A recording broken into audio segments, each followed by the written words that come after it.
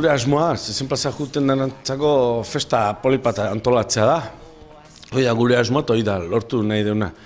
Han ikusiko dana, izango festa bat, izango emanaldi diferentek, artista diferentek ikusiko ditugu, paiaso pila bat izangoa, ez dira bakarrik Pospolota konpainia izango, baizik eta Gari Montxo eta Jose Lontxo izango ditugu gurekin, Txirrimirri eta Txiribiton, bai. Gero zirko italianoko numeron bat beste etorriko da, Elena Arandiak abestuko digu, Udaberri dantza taldeare izango da. Orduan, nik uste popurri politi izango da, Hasiera baten, Pospolota konpainiaren emanaldi bat izan bertzunak, zorionez, eta gure pozarako, kontuatzea jendek bat deitu iten dula, eta guk partu hartuko dugu, guk lagunduko izeu, zerbait behar bali maizue, esan lasai, eta torri, ingo dugu.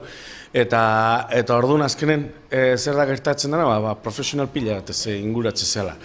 Egia da, ez da denbora gehiagi, gauzak prestatzeko, eta orduan, bakoitzak oso ondo jakingo du bere momentuan ze egin behar duen, eta pixka bat, gure fallokin eta gure akatsakin, nik usteetan aurrean ematen saiatuko gara. Ez planteatu nahi gendun zerbait berezia bezala, ez. Etzeila izan atxaldeko bostetan, Pospolota konpainiak eskaintzen duen emanaldi soil bat, ez. Izan zedila, gurasoak, neskamutilak, artistak, denak, herriak, alkarrekin ospatzeko moduko zerbait. Orduan, abia puntua hasieratik berezia izan bartzun, ez? Eta berezia izateko, hortik, pixka bat, berandutxo jartzea honena, umek oporretan daude, urrungo honen ez du eskola jun behar.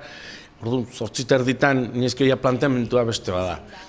Sieste inezkeo, gaur, emanaldia ikustea, gaur parrandara, gaur bokadiloak eta hartu, eta zezen plazan denok gozatzea zerri da. Ni harrituta nago, pentsa, unko hau abenduan edo planteatu gendunen, pentsa, gauza denborak inin berdia, ekainaldeako pentsatuko du zerbait, eta antolatzen hasi ginenen geroztik zenbat eta zenbat kartel ikusi ditugun herrian, oierren alde, dirua lortzeko, zenbat futbol talde, zenbat arraunlariak diala, kirolariak, kontzertuak diala, musikari individualak, taldeak, gaztetxeak, zenbat eragile mugitu den, zer esaten nahi zuen, zoragarria da, ikustea bakarrik, herria mugitzen dela, benetan importantek dian gauzetak daude, Leiderreko